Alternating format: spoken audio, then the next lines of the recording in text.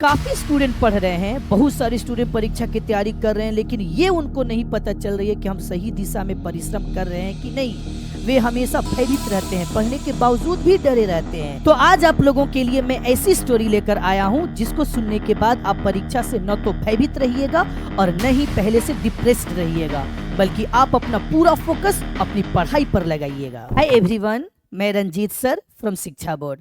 हमेशा से बहुत सारे स्टूडेंट्स का एक कंप्लेन सुनते आया हूँ कि सर हम लोग परीक्षा की तैयारी किस तरह करें, बाकी जितने भी समय बचे हुए हैं उन समयों में हम पढ़ाई पर कैसे फोकस करें, क्या पढ़ें क्या न पढ़ें, कौन सी ऐसी टेक्निक लगाएं जिसके द्वारा हम बिहार बोर्ड एग्जामिनेशन में टॉप कर जाएं। तो आइए मैं उसी से संबंधित आप लोगों को कुछ टिप्स बतलाने जा रहा हूं, ताकि आप अपने समय को न बर्बाद करते हुए, समय पर फोकस करते हुए, पूरा अपना ध्यान उसी पर कंसंट्रेट करते हुए एग्जामिनेशन में बेहतर अंक कैसे प्रदर्शित करें। इसको मैं आप लोगों के सामने एक कहानी के माध्यम से सुनाना चाहता हूं। एक लड़का था जो बेहद ही गरीब था। हमेशा वह खेतों में काम किया करता था, लेकिन उसको पढ़ने की बहुत ही अंदर जुनूनियत थी। वह दिन भर खेतों में काम करता था, परंतु फिर भी शाम को जाकर वह घर पर पढ़ने बैठ जाता था, बिकॉज वो बहुत ही मेहनती और इंटेलिजेंट लड़का था। पढ़ने में ठीक ठाक था, लेकिन फिर भी जितना वह सोचता था पढ़ने के लिए उतना उसको समय नहीं मिल पाता था। पढ़ते गया। मोहल्ले वाले को पूरा विश्वास था कि यह लड़का मैट्रिक एग्जाम में टॉप करेगा, कुछ नहीं करेगा तो फर्स्ट डिवीजन तो जरूर ही आ जाएगा।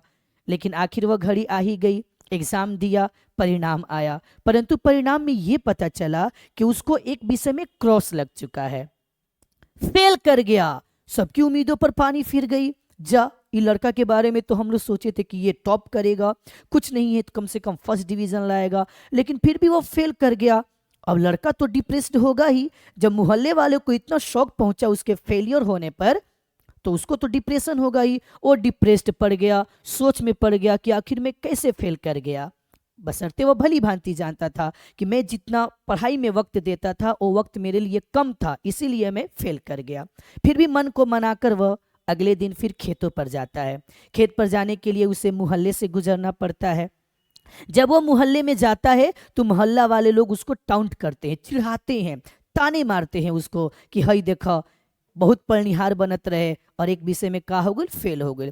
प्रतिदिन का वही उसका काम हो गया। रोज जब भी खेत पर जाता था लोग उस पर ताने मारते थे। लोगों की तानों को सुन सुनकर वह फिर से परेशान हो गया। इतना ज़्यादा परेशान हो गया कि फिर डिप्रेशन में आ गया, और डिप्रेशन में इतना ज़्यादा आ गया कि अंततः वह सोचा कि मैं इस डिप्रेशन से निकलूंगा, मुझे इसके बारे में सलाह लेनी चाहिए। और अंततः वह एक धर्म गुरु के पास जाता है, उनसे सलाह लेने के लिए जाता है और पूछता है कि हे महात्मा, मैं आपसे एक सहायता मांगने आया हूँ। महात्मा बोलते हैं क्या सहायता चाहिए वत्स, बोलो। वो कहता है कि मैंने एग्ज़ाम दिया मैट्रिक का, और उस एग्ज़ाम में मैं एक विषय में क्रॉस कर गया, लेकिन मेरे मोहल्ले वाले जब भी मैं घर से खेत पर जाता हूँ वो लोग मुझ पर कमेंट करते हैं, ताना मारते हैं, लजवाते हैं। मैं उनकी ताना को सुन सुनकर परेशान हो गया हूँ। अब तो मुझे काम करने में भी मन नहीं लगता है। यदि मैं ढंग से काम नहीं करूँगा तो फिर मेरे परिवार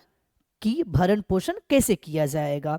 तब जाकर गुरु ने जो कहा उसको आप गौर से सुनिएगा, क्योंकि आपकी शिक्षा यहीं पर डिपेंड होती है। यहीं से आप शिक्षा लेने जा रहे हैं, जिसकी वजह से आप भी इस पॉइंट को समझकर अपने एग्जाम में टॉप कर सकते हैं। चलिए, तो अब महात्मा बतलाते हैं कि चलो ठीक है, उसका जवाब तुम्हारे ही अंदर है, तुम खुद से उसका जवाब ढूंढ सकते हो। इसके लिए लेकिन एक तुमको काम करनी पड़ेगी। अब क्या काम करनी पड़ेगी? वो कहे कि कल तुम फिर मेरे पास आना, लेकिन कल मुझे 1 लोटा दूध लेकर आना। वो लोटा में दूध पूरा लबालब भरा हुआ रहना चाहिए, एक बूंद भी दूध जमीन पर नहीं गिरनी चाहिए। जब तुम उस लोटा को मेरे पास लेकर आओगे तब थोड़ा भी दूध नहीं गिरना चाहिए। ये जो लड़का था बड़ी आश्चर्य में पड़ गया कि मैं तो जवाब ढूंढने गया था, वो तो खुद मुझे प्रश्नों में उलझा दिए। लेकिन फिर भी वह सोचा कि अगर कहे हैं तो मैं करूंगा ही। अगले दिन वह एक लोटा लिया, उसमें पूरा लबालब दूध भर दिया और हाथ में बढ़िया से पकड़कर आराम आराम से वह जाने लगा। कहाँ जाने लगा? धर्मगुरु के पास।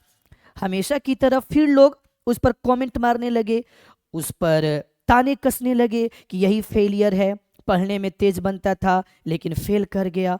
लेकिन वो किसी की बातों को नहीं सुनता था, क्योंकि उसका पूरा फोकस उस लोटा पर था और दूध पर था। उसके दिमाग में एक ही बात चल रही थी कि मुझे यह दूध गुरु के पास पहुंचाना है, भली भांति पहुंचाना है, इसके एक बूंद को बर्बाद किए बगैर पहुंचाना है। और अंततः वही होता है, वह दूध से भरे हुए लोटा को लेकर धर्म गुरु के पास पहुंच जाता है। वहां जब पहुंच जाता है तो गुरु पूछते हैं कि क्या एक बूंद भी दूध धरती पर गिरा? वो कहा कि नहीं महाराज, पता है मैं कितनी मेहनत से इस दूध को आपके पास लेकर आया, एक बूंद भी मैंने गिरने नहीं दिया। गुरु मुस्कुराए और कहे, क्या आज कोई गांव वाले तुमको नहीं चिढ़ाए? वो कहा कि मेरा तो ध्यान ही नहीं था कि लोग हमें चिढ़ा रहे हैं कि नहीं चिढ़ा रहे हैं, मेरा पूरा फोकस तो उस दूध से भरे हुए लोटे पर था, ताकि उसमें से एक बूंद भी दूध बाहर न गिरे।